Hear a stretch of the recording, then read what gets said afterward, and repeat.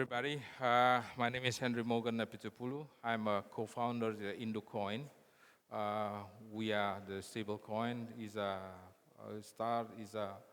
almost almost 4 years ago, before COVID. Happy to join with you here, and hope so. Good impact for us Indonesia, because it's Indonesia looking something new. Business new digital era, and we thank you guys coming to this event. Thank you.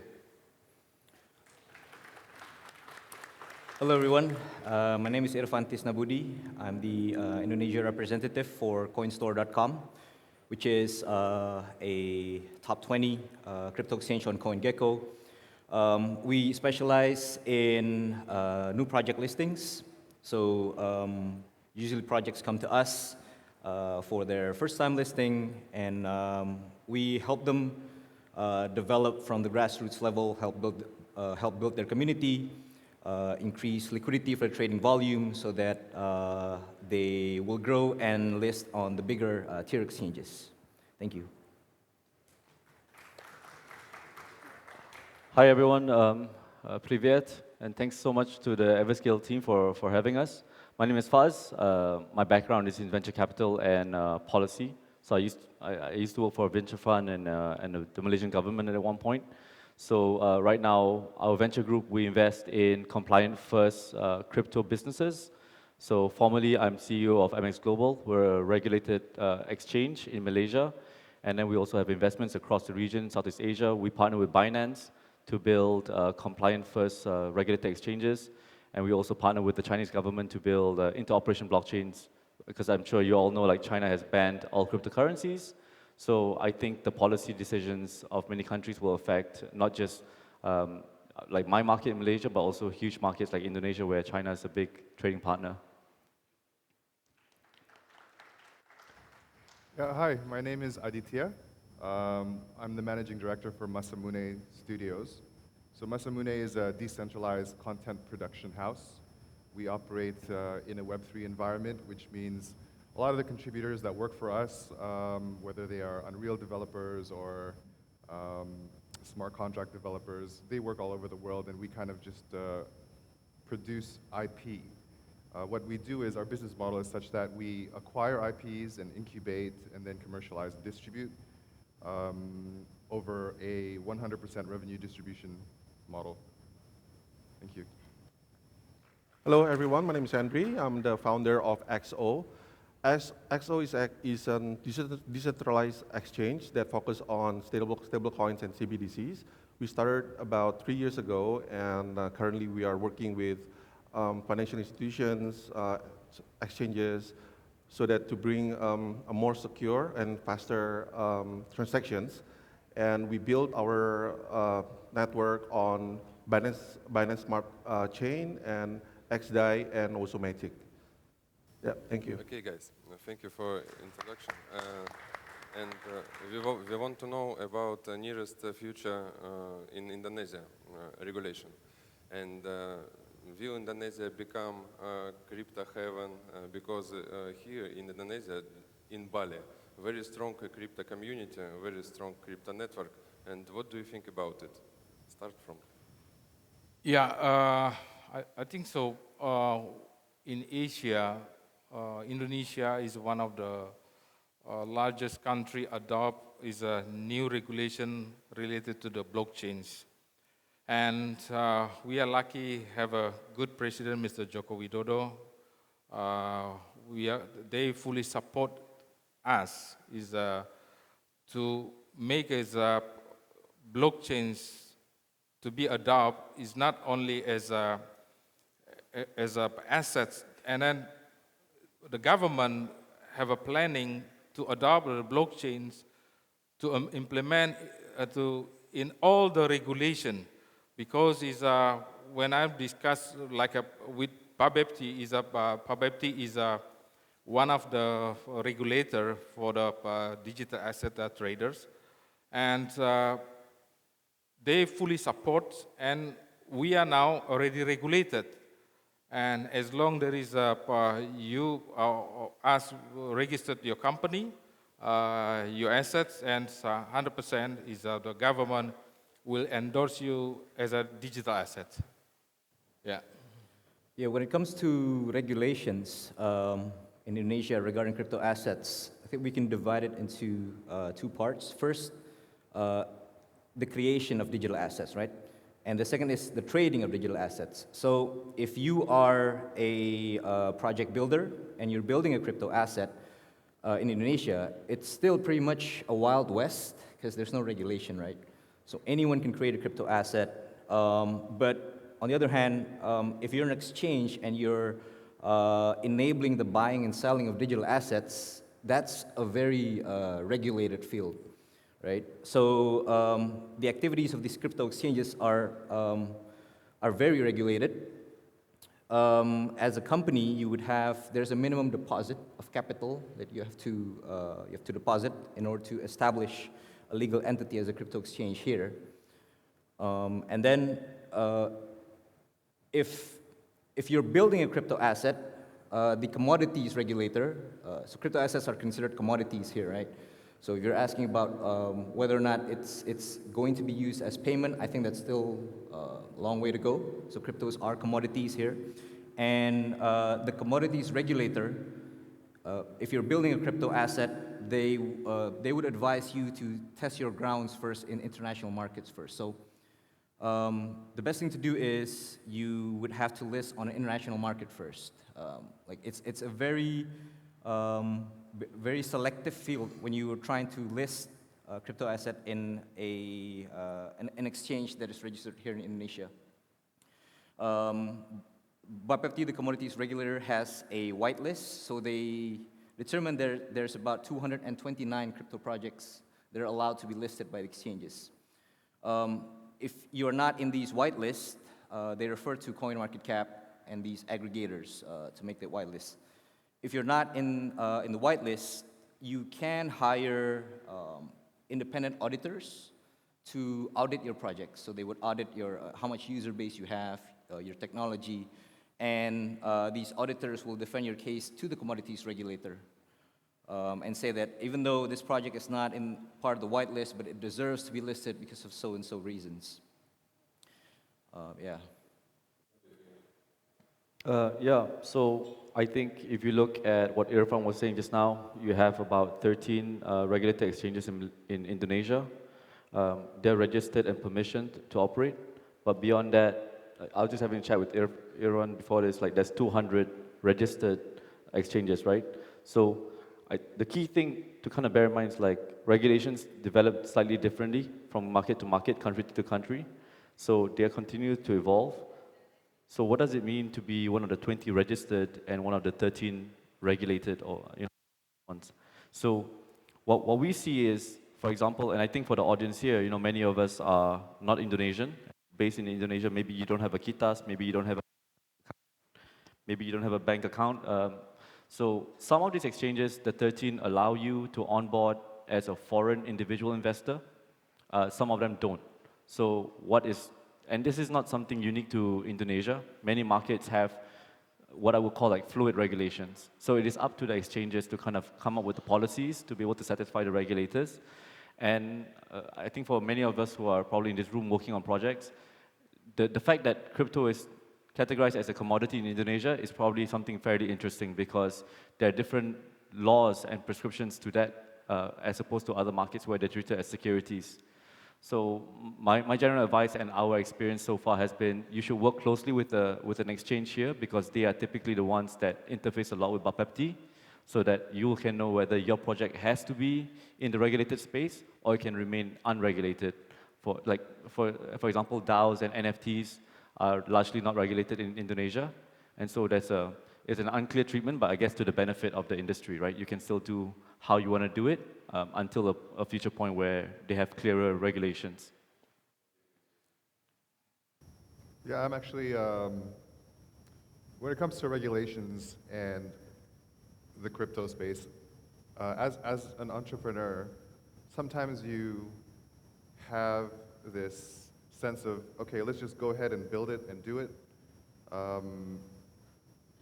while in hot pursuit of the regulators. So they will be very closely watching. But in some instances, I feel that that growth needs to occur before the regulators are aware of what regulations they need to put in place. So sometimes you need that spark and you need that guts and risk-taking to build and cultivate new products and services that perhaps are not yet regulated here in order to bring the issue to light for the regulators to come in and provide some governance. Yeah, I agree with Adit. Basically, regulators have to come in place in this scene. Basically, as you all know that the government is actually creating the official exchanges that will aggregate all of other exchanges. I think there are 17 exchanges in Indonesia. And yeah, speaking of blockchain, I think, well, we have a joint venture between the government, MDI Telkom, and Binance. I think that's a good sign for Indonesia, especially when we talk about crypto, right? It's more than just transactions. Crypto and blockchain is more than just transactions. I think smart contracts and DAOs can play a very big, very strong in this area, in this industry, especially in our healthcare, government, educations, payments, travel, and everything. Well, we can see that in Indonesia, there are about close to 300 million populations, 276 to be exact, and 60% of them are actually Gen Z and millennials. So basically, they are people under 40 years old, and the potential is huge. And I think in the future, Web3 will be very important part in this industry. Basically, it's about empowerment. It's about giving back to the people. It's about giving back to the community, right? And well, I think a combination of Web3 and green energy will be. We should look out. That will be the next big thing in blockchain. I think providing rewards to people who are actually creating an impact to the world, giving back to the people, empowering people, giving. Well, it's the next. I think that's the next green economies for Indonesia, especially. Okay, thank you. Many times I heard gossips about national stablecoin. Can you tell us when will launch national stablecoin? Who will make it? Maybe you heard about it. Can you tell us something about it? Yeah, a stable coin is one of the promising in the future because it's Indonesia is a very unique country, and then a lot of variety investor. If you read last year is a CNBC report,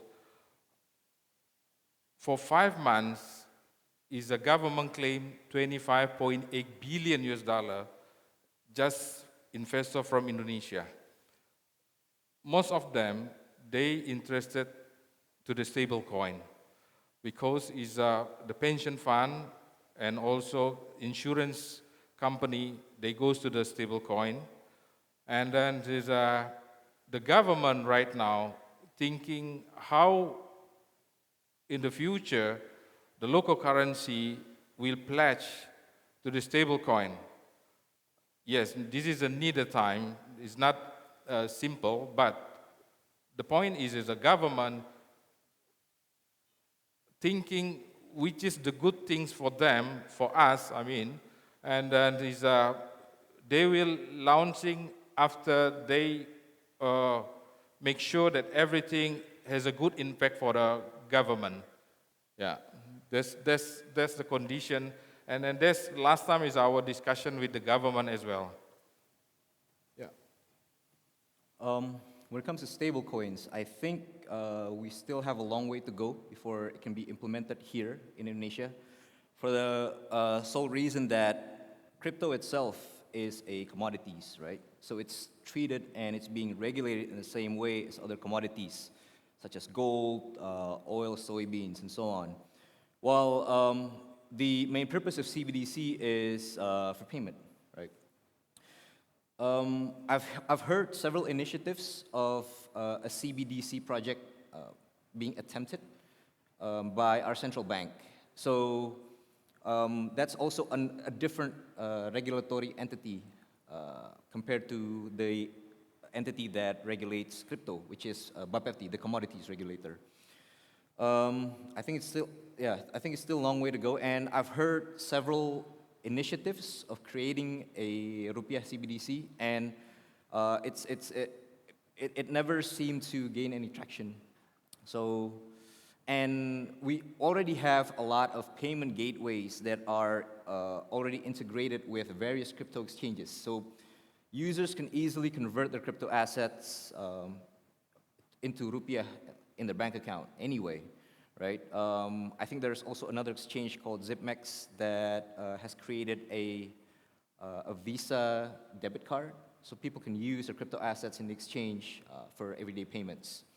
So I would have to say now, yeah, still a long way to go, and it's not an urgent thing. I think it will become more urgent as more and more of Indonesia's trade partners kind of enforce the use of stablecoins for everyday trades and export-import.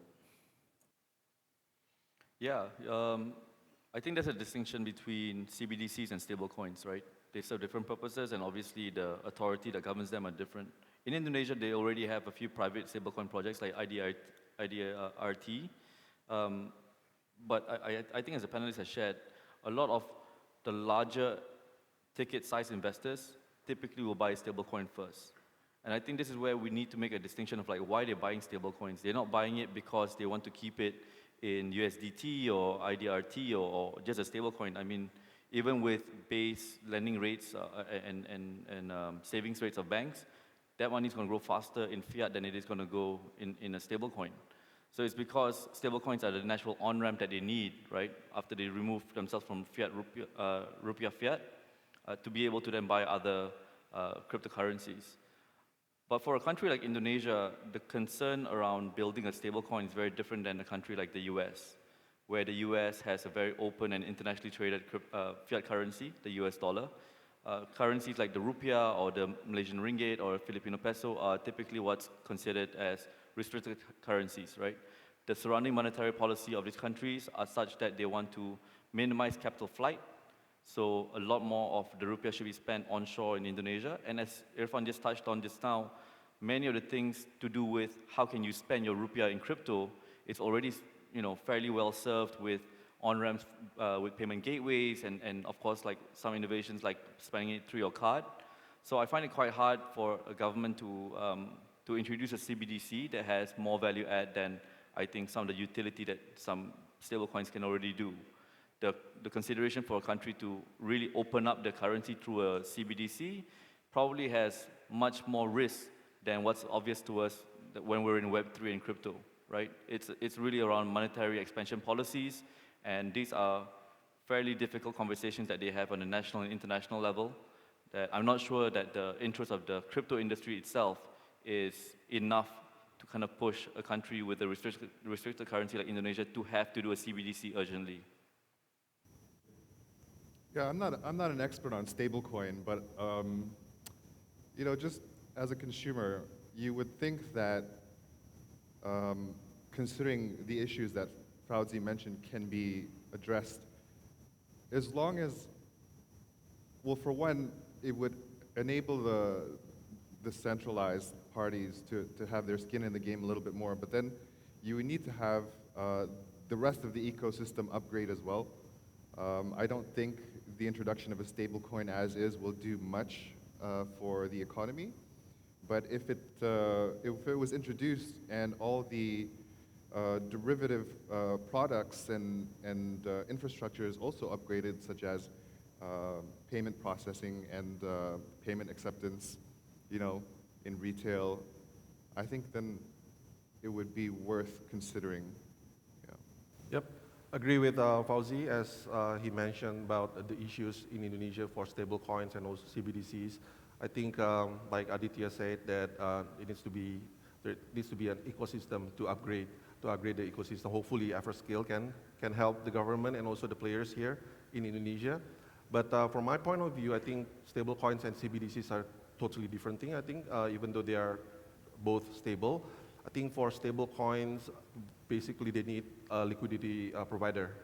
They need to have a market maker that can, turn that coin into fiat. And I think for CBDC, well, the central bank is actually looking towards that, and they are planning to create a CBDCs, looking at China CBDCs, EUN.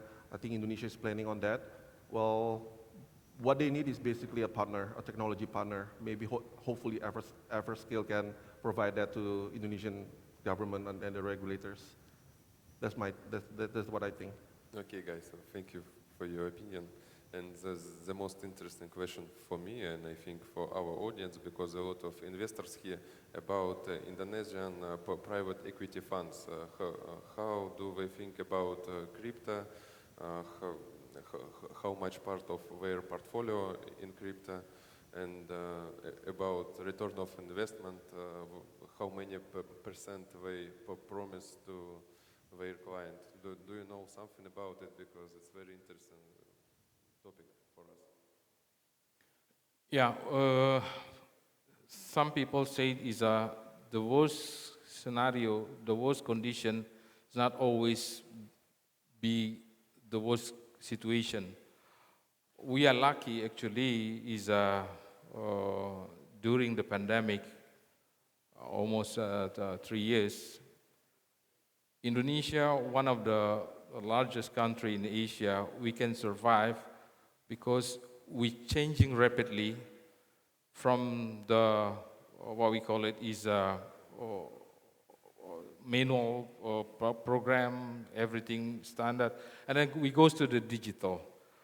And we look in the future is now everything goes to the digitalized, and the government fully support doing very regulated, and then the government also spend a lot of money, for example, for a small medium enterprise, and then is they do the scalability to support what do you call the economic, and which is I think so. We are the when you see the report is about last year, our inflation is one of the lowest in what do you call in Asia, and then so that means is the pandemic is not always be a bad thing, and a lot of coming is a good things. For example, Gojek is before pandemic, they make money is around is about 2 billion. But after pandemic, they create a lot of a business, a lot of opportunity. Is almost 5 to 7 billion US dollar. Is very tremendous. I think so. Is this is the lucky one for us. Is it's not only Gojek, Grab, and OFO, a lot of things, and. Yeah, it's a good market, is especially like Everscale, when they develop is a new technology, and then looking at the market in Indonesia is a good thing for us in the future. Yeah, I saw in the future very promising. I have not seen much interest from Indonesian fund companies to really allocate their portfolio in crypto. What's usually happening is, these fund companies, their founders have kids, right? In their teenage years, maybe they're in college. Their children dabbles in crypto, invest in NFTs. But I think what would be a game changer maybe in the next 1 to 2 years is actually the initiative of BAPEPT, the commodities regulator, to establish a clearing exchange. So how this clearing exchange works is it would become the liquidity insurer for the 18 crypto exchanges that is registered. So these 18 crypto exchanges, they have to deposit, I think, 70% of their liquidity, each of them, into the clearing exchange. And this clearing exchange will become an insurer in case one of these exchanges go default. I think with that initiative, I think more and more traditional fund companies will allocate more of their portfolio into crypto, especially the blue chips, Bitcoin, Ethereum. I think I'm seeing a lot of initiatives as well from crypto communities to educate their members about how Bitcoin is basically a digital gold, right? It can be considered a safe haven asset for the longer term. Yeah, that could happen in the next 1 or 2 years as it becomes more insured by the government and more regulated. Yeah, I mean, I have a little bit of experience in VC and PE, right? I've been in that space since like 2011. And it's kind of funny that in 2022, we talk about crypto VCs as if these tech companies which are building in Web3 and crypto are like typical tech companies, because they're not, right? I guess you call it the traditional VC space, you have your pre-seed, seed, Series A, B, all goes up towards an IPO or some sort of acquisition. Whereas in crypto, you can have, in many cases, immediate or fairly short-term horizon to ultimately liquidity, right? Especially to a crypto-to-crypto market. So if you look back in like 2016, 2017, nobody was talking about early stage incubators or VC funds and all that. Everyone's like, go to market ICO. And of course, many things have happened from there. I'm sure I'm also a recovering degen, so I've probably also lost a bit of money in the 2016, 2017 ICO boom. But my point being, like, the rules of the game don't have to be the same as how you have with your I guess you call it relatively traditional tech growth strategies. So when you take that into account, the question that everybody asks is like, how much of a PE or VC portfolio of funds allocating into crypto?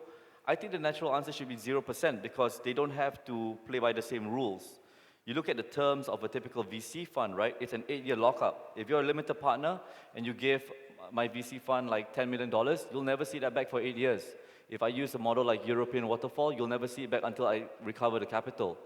But in crypto, if you can go to, maybe different exchanges and you have liquidity there, why would I want to wait 8 years before you give me my returns, right? Why can't I get the capital appreciation when you give me back the tokens that you've invested my money in, and then I can offload that in the market whenever I want? So the rules of the games have really changed. Now, when you look from a data point of view of how much it has grown, so of course 2021 and 2022 is still a bit too early for us to look at the data, but 2019 to 2020, the average size of a crypto fund, right, the ones who call themselves kind of like specific boutique funds, went from 12 million US dollars to 45 million US dollars, average size. And of course now in 2022, you can expect probably a lot more. But when you look at who's investing into these funds, you'll be very hard pressed to find large institutional investors. Maybe they're investing in like SoftBank Fund 2, these big funds, but for a lot of the smaller funds which are focused, the 60% of the investors are high net worth individuals. The other 30+% are family offices. So basically the same thing. It's just rich families or family offices putting money into structured funds, and very little participation from institutional. I agree with Irfan. I think things like a centralized exchange or a national exchange, making something like what you see in Chicago with the CME, that's probably going to be the on-ramp for a lot of institutional funds, primarily because their mandate and their trading strategies cannot be as wild west as kind of a smaller family offices. So really the questions that I think that we have to ask ourselves is like, not really, should there be a VC or not, but what are the new terms of this crypto VC style investment that should be? And if I'm an LP, I don't want to do an 8-year tie-up. Maybe I do a 1-year cliff, and after that I can sell whatever I put into the fund. So I think the model of a VC in crypto has to be very different. And in closing, I'd say that if this happens whichever way, Indonesia will undoubtedly be probably the first market in Southeast Asia to receive a lot of this investment. We saw that in Web 2. As our panelists also shared, you have big companies like Tokopedia, Gojek, they're all here because the reality is for a foreign investor, and we saw this happen when the Web 2 money from the US and Japan came, right? They're from New York or Silicon Valley or Tokyo. They look at Southeast Asia as like one area, and they say, where should we start? Well, let's start with the biggest one, which is like half the population is in this one country, Indonesia, and there's a lot of corporate participation from the investments. So we start with Indonesia. It's actually, when I was in the VC space, we complain about this all the time. We say, why is everyone going to Indonesia because there's other opportunities in other markets? No, it's actually very simple. It's like, I have to invest money into this area, and where do I start? I start from the biggest piece of the pie, which is Indonesia. So I think it'll be a very interesting space, and I agree with Irfan. I don't think it's going to be led by the grandfather and father generation of these multi-generational family businesses. It's going to be their sons and their grandchildren who are now buying crypto, and they're degens themselves. The other guys are going to say, hey, let's take $100 million and throw it at Ever, right? And let's get that listed in the exchanges here, and let's ride the upside of the appreciation.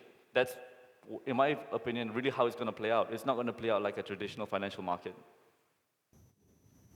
Sure, I think that's kind of a trick question because if you take a look at the state of Web3 as it is now, and just the way projects are getting launched, the kind of projects that are getting launched, how they're raising funds, who they're selling to, at the end of the day, it's a little bit of a trick question because why would I, and no offense to any of the VCs that are here, but unless you're offering a very, very unique strategic partnership advantage, then why not raise directly from the consumers that you intend to sell to?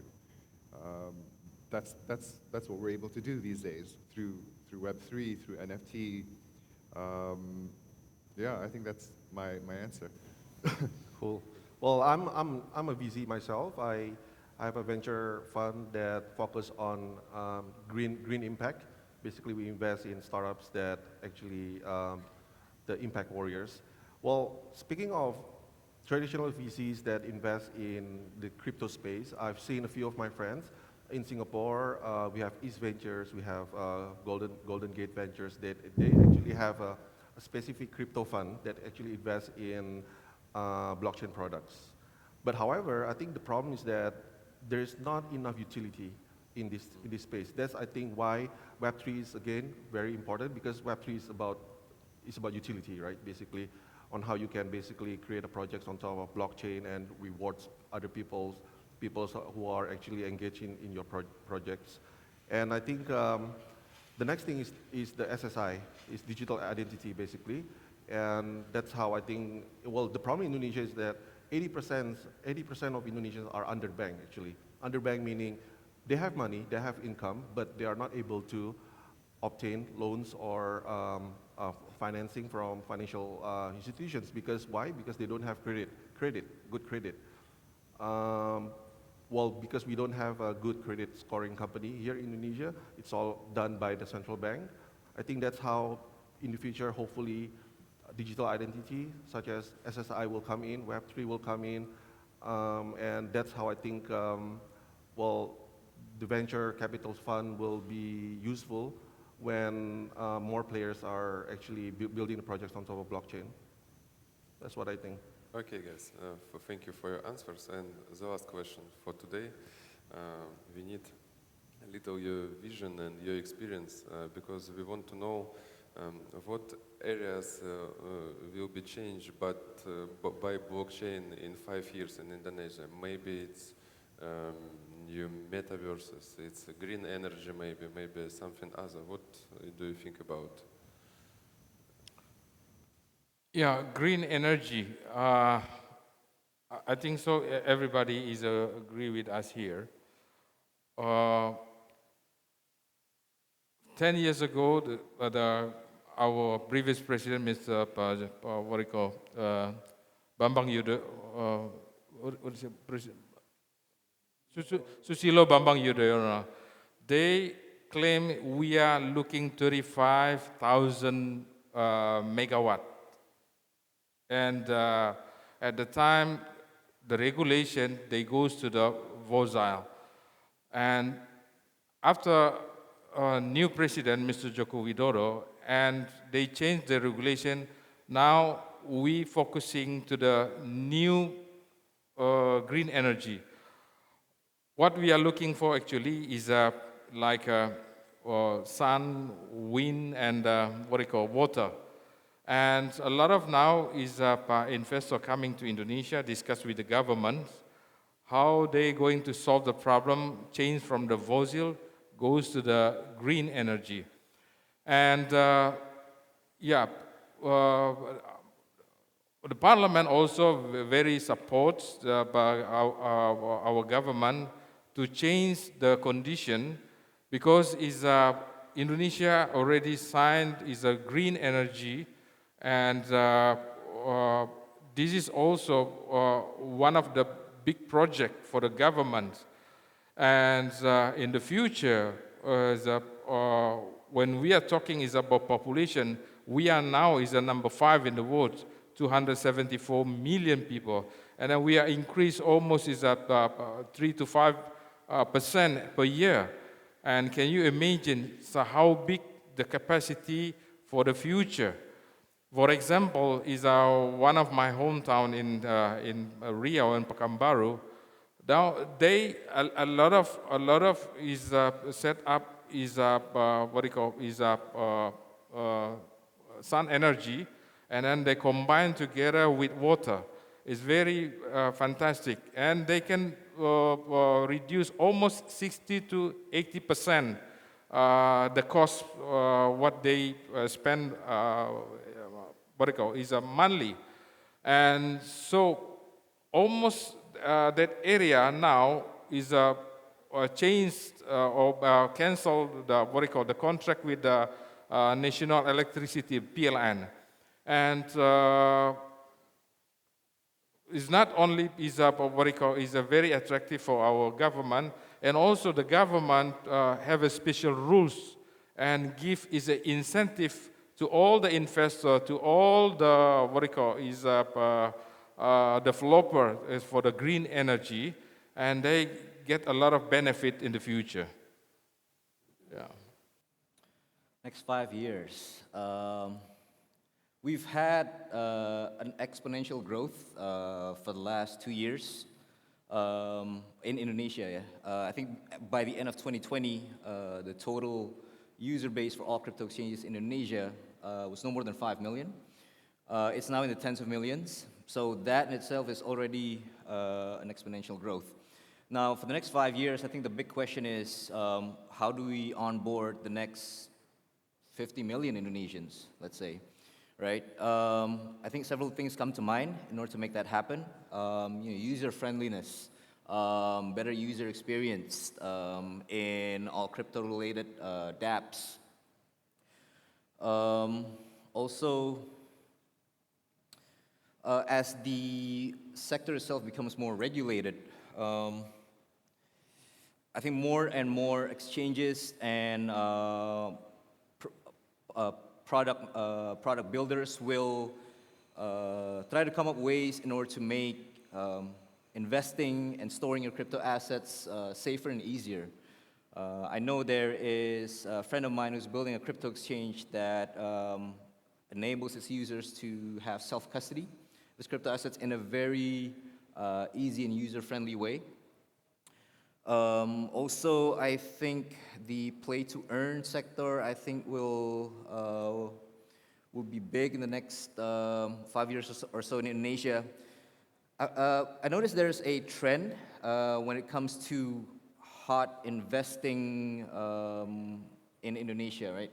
But a lot of these investment products have turned out to be scams or Ponzi schemes. Every several years, these investments, they are branded with different packages, right? First, like 10 years back, it was like gold investment. And then afterwards, it's property investment. And then our most recent one is automated Forex trading. Like they claim it's the investors' money are traded in the Forex market using robots. But it turns out the owners had control of the brokers themselves, so they end up all of them being Ponzi schemes all along. I think the next sector will be play to earn. I've already seen a lot of my friends who were involved in those bad investments they're building newer and better products in the form of play to earn.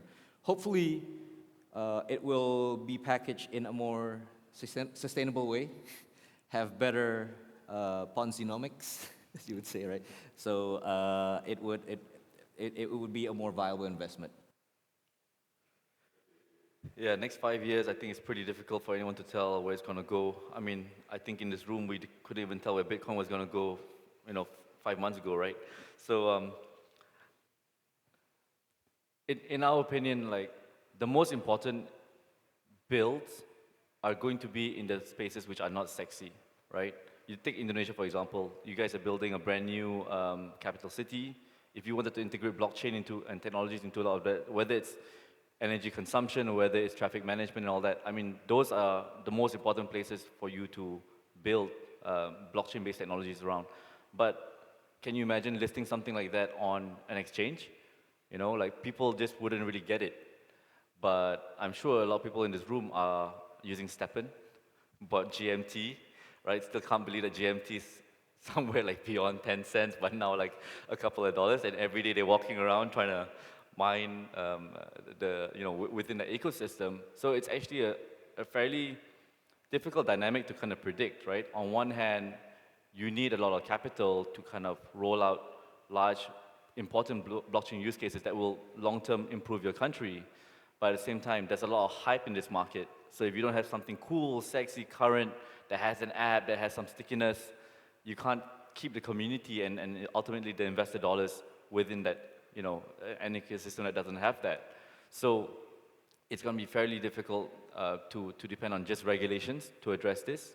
As everyone said, like, yes, there's lots of Ponzi schemes, I think, all over the world, and Indonesia and markets in Southeast Asia are not exempt from those.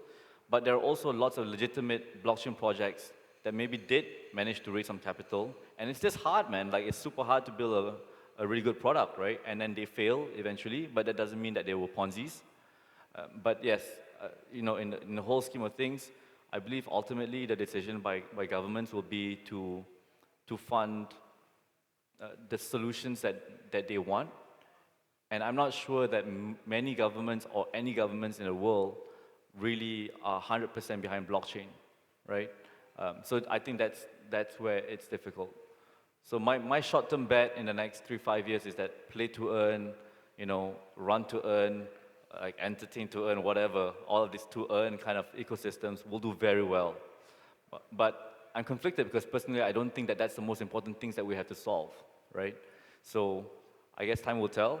And I think in closing, like, when we run an exchange and we talk to a lot of investors, whether first time or like, multi-year investors in crypto, nobody ever asks, like, how does the blockchain really work? How does this project really work? Everybody says, hey, send me a signal, right? What do you think is the price for Bitcoin? What price should I buy in? What price should I exit? So I think that tells you almost everything about really the hype eventually in the market. It's a very financial market and people are in here to make money. And that doesn't necessarily line up with nation building or like solving the world's problems, in the long run. I think one of the biggest shifts we're going to see in the next 5 years, especially in Indonesia, is a surge in adoption, because we're a very creative country. Art and culture is a very big part of our culture, of our way of life.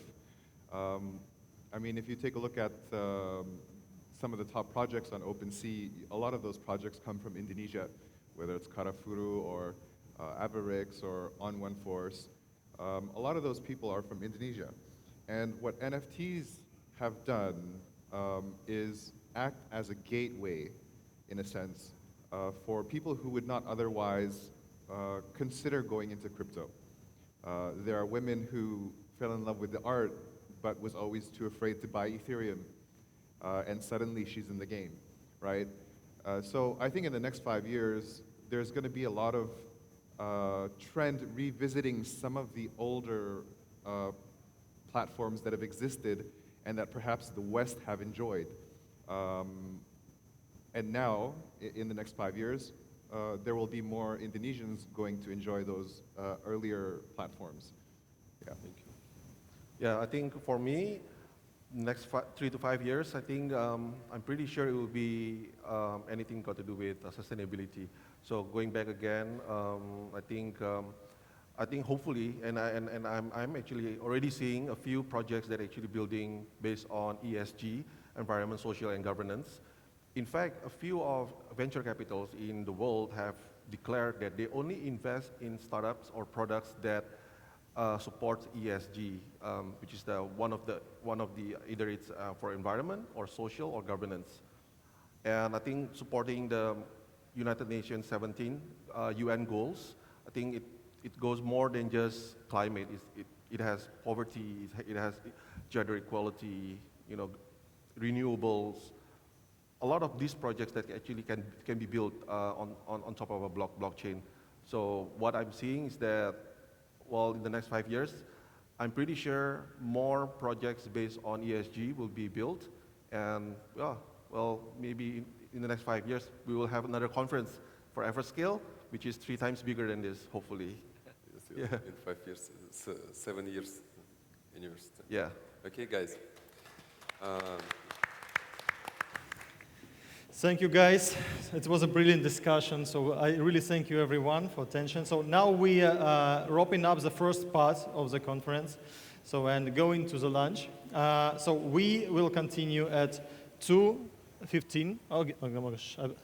We will continue at 2:15, so here, and we will probably have a special guest, so please do not be late. So thank you, everyone, and bon appetit.